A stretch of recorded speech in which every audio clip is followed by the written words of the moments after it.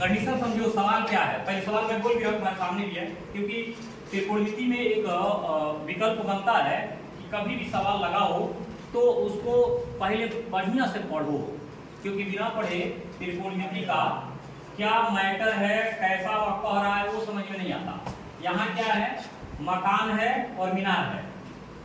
मकान की मीनार से थोड़ा सा नीचे होता है, तो एक आदमी मकान के शीर्ष पर चढ़ के देख रहा है और जमीन पर भी रह के, मकान पे जब तक चढ़ा नहीं है तब भी रह के देख रहा है।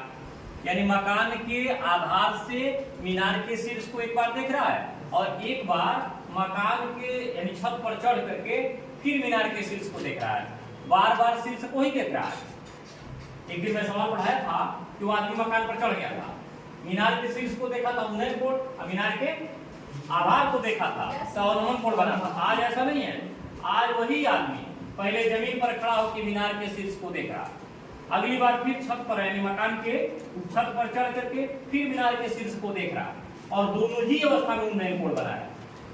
प्रश्न क्या है, रियल में प्रश्न यह है, मकान, ये तुम्हारे समझने के लिए मैं लिख रहा हूं, मकान के आधार से, अपने पाद से, आधार से मीनार के शीर्ष का उन्नयन कोण 60 अंश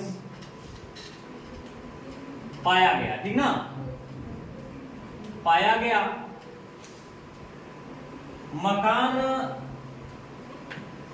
के शीर्ष से माने छत से मीनार के शीर्ष का पुनः वही बात कह रहे हैं, उन्नयन कोण क्या हो गया, 45 अंश हो गया, 45 अंश हो गया यदि मकान एवं मीनार के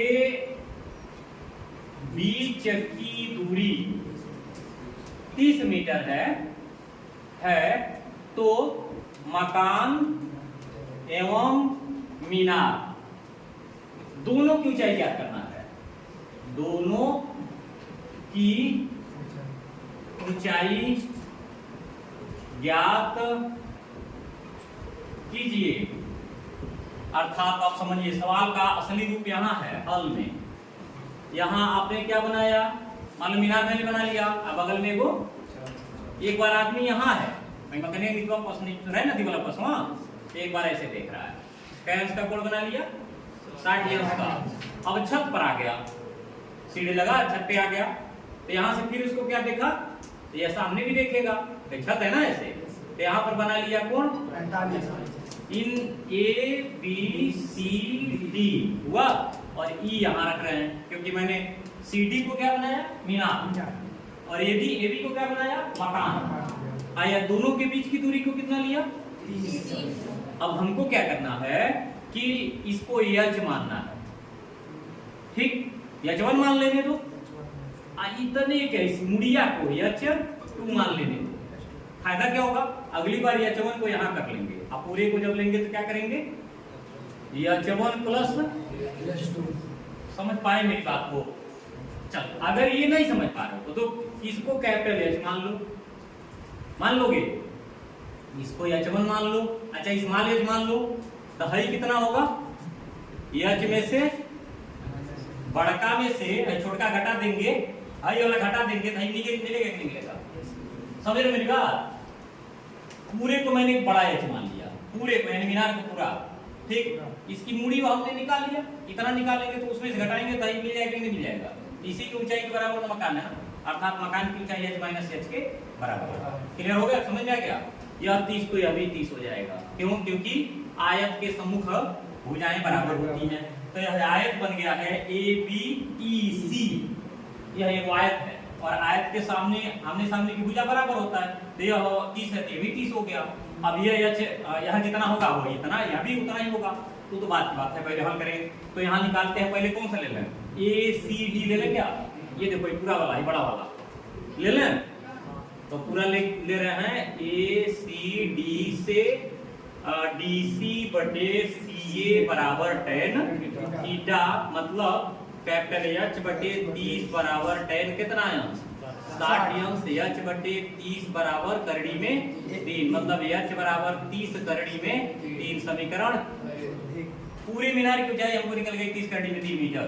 अब क्या करेंगे, छोटा वाला लेंगे, यानी BED, त्रिभुज BED से कितना ले, D लेना, D बटे EB बराबर कितना tan थीटा, तो D कितना है स्मॉल है, EB कितना है 30 मान लेते भाई, इसको x नहीं मानेंगे हम, और इस बार लिखते हैं tan 45, यानी H बटे 30 बराबर 1, यानी H बराबर कितना 30, समीकरण हो गया। तो अगर अब हमको मकान की ऊंचाई निकालनी है तो जाएगा मकान की ऊंचाई बराबर 30 करड़ी में 3 ऋण 30 बराबर 30 का मन कर लेंगे तो करड़ी में 3 ऋण 1 मीटर, एक आंसर ये हो गया। और मीनार की ऊंचाई कितना लेना हमको, मीनार की ऊंचाई बराबर सिर्फ 30 करड़ी में 3 मीटर। अगर करड़ी में 3 का मान दिया रहेगा तो हम कुछ और मान लाएंगे, ट्राई करेंगे, नहीं तो नहीं करेंगे, जितना है हमारे सामने वही हो गया। क्लियर हो गया डाउट कि नहीं, कुछ क्लियर हो गया? एक बार और रिपीट करना पड़ेगा क्या, देख ध्यान समझना क्या कर रहा हूं। मैंने लिया एक मीनार लिया, एक मकान लिया, मीनार की कुल ऊंचाई मैंने कैपिटल एच मान लिया और मकान की ऊंचाई मैंने कुछ नहीं माना, क्योंकि हम इसको मान रहे हैं, जो मकान के ऊपर का जो थोड़ा सा हिस्सा मीनार का बच रहा है उसको हम स्मॉल एच मान रहे हैं। तो पहले हम कैपिटल एच निकालने के लिए ACD को, बड़े वाले त्रिभुज को टारगेट करेंगे। तो बड़े वाले त्रिभुज के लिए आधार है या पूरा जो एच माने को क्या है, लंब का काम करेगा। तो देखो मैंने कहीं लिखा है DC बटे CA, DC बटे CA बराबर tan थीटा, लंब बटे आधार बराबर tan थीटा सूत्र होता है। तो लंब का मान h हो गया, आधार का मान 30 हो गया, मान रखने पर h मान 30 करड़ी में 3 आ गया, आगे नहीं आ गया। दूसरी बार हमने लिया ये ऊपर वाला जो टिप वाला त्रिभुज है, यानी BED, तो BED के हिसाब से यहाँ हो जाएगा DE बटा EB equal to tan theta. D का मान स्मॉल h मैंने मान रखा है, तो h बटा 30 बराबर tan 45, tan 45 का मान 1 कर दिया, तो h का मान कितना निकल गया 30, यानी जो मुड़िया ऊपर वाला हिस्सा है वो 30 निकल गया। तो कह रहा मकान की ऊंचाई बता दीजिए, तो 30 करड़ी में 3 में से 30 घटा देंगे, 30 करड़ी में 3 में से 30 घटा देंगे, कॉमन करेंगे, करड़ी में 3 ऋण 1 हो जाएगा और मान आ जाएगा वही मीटर में। अगर हम करड़ी में 3 का मान 1.732 रखेंगे ना, तो 30 का गुणा 1.732 में करना पड़ेगा, तो कुछ न कुछ मान आएगा ना 10 वालों में। लेकिन जब नहीं मान दिया है तो जितना लगा दिए वही बहुत है, ये एक आंसर हो गया। ये मकान की ऊंचाई है, मीनार की ऊंचाई 30 करड़ी में 3 आने पहले सॉल्व करके रखे हैं हम, तो वह उसका ऊंचाई हो गया। इस तरीके से यह दोनों मान हम लोगों ने निकाला। ठीक, इसको उतार लो, उसके बाद अगला एक सवाल और बोल रहे हैं। इस बार देखो क्या है, ध्यान समझना, वृक्ष है और वृक्ष के शीर्ष का, पहले यही प्रश्न नहीं, देखो हल बन जाएगा, शीर्ष का किसी बिंदु से, जहां से देख रहे हैं, किसी बिंदु से उन्नयन कोण 30 अंश देखा गया, यही ना। फिर क्या मीटर आगे आ रहे हो, 20 मीटर, 20 मीटर वृक्ष की तरफ आना है, वृक्ष की तरफ आने पर वृक्ष के शीर्ष का उन्नयन कोण 60 अंश हो गया, 60 अंश हो गया। तो वृक्ष की ऊंचाई ज्ञात करें, वृक्ष की ऊंचाई ज्ञात करें। ये क्या कर रहा है, ये है वृक्ष, मान लिए यह वृक्ष ना, यहां से पहले देख रहे हैं, पहले इसको देखे ऐसे, तो कैंस का कोण बना, फिर ये बिंदु से चलते चलते यहाँ आ गए, बी से मीटर चलेंगे जरूर कुछ आगे ये करेंगे, बी बिंदु पर आ गए, फिर देख रहे हैं, अब कौन सा कोण बन गया, कह रहे अब h बता दीजिए। तो सबसे बात तो यह x भी तो लेना पड़ेगा, बिना तो आएगा नहीं। यहाँ हमको मिला 20 धन या दोनों का, और ये एच है तो ए बी सी और डी। किसी को डाउट फिगर में तो होगा नहीं, क्योंकि आदमी जब चलते हुए आएगा तो गर्दन देखो, जब दूर रहती है बस तो कम गर्दन उठाता है, और जैसे नजीक आता है वैसे उसका गर्दन कोण बढ़ता है, गर्दन नहीं उठता है, वो कोण बढ़ता है, यानी 9 कोण 30 से 60 हो गया। तो अब यहाँ त्रिभुज हम ले रहे हैं, पहले बी सी डी है, छोटा वाला उठाना है, बी सी डी, त्रिभुज बी सी डी से डीसी बटे सीबी बराबर कितना, tan थीटा। कहते tan थीटा तो साथ ही नहीं छोड़ रहा है, तो ना छोड़े, इतना बटे x बराबर tan का अंश 60 अंश, यानी h बटे x बराबर करड़ी में, यानी x करड़ी में 3 बराबर हो गया, यानी x बराबर h बटे करड़ी में समीकरण। कोई डाउट किसी को?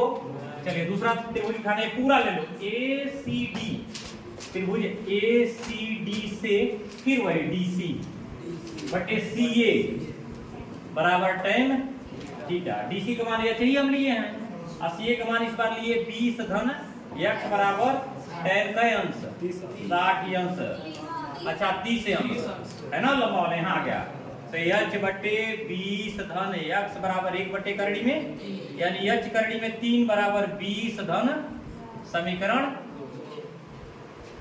लेकर के समीकरण एक का मान x वाला मान वाला ना को ही रखते रहे, यानी लिखेंगे समीकरण 1 व 2 से, तो h करड़ी में 3 देख ही रहे हो, अब 20 धन x की जगह h बटे करड़ी में 3 हो जाएगा।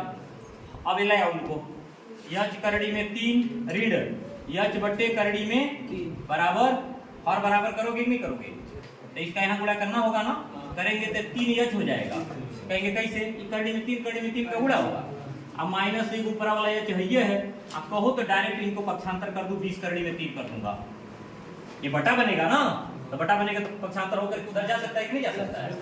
अब इसको घटा लो, हो जाएगा 2h इक्वल टू 20 करड़ी में, अर्थात यहाँ लाओ h बराबर 20 करड़ी में 3 बटे, काटेंगे तो h बराबर 10 करड़ी में मीटर, ये क्या है, पेड़ की ऊंचाई हो गई, आंसर हो गया। अब बोलिए समझ में आया क्या, आया है, पर बहुत इजी है, इसको खाली समझना है, लगा लीजिए।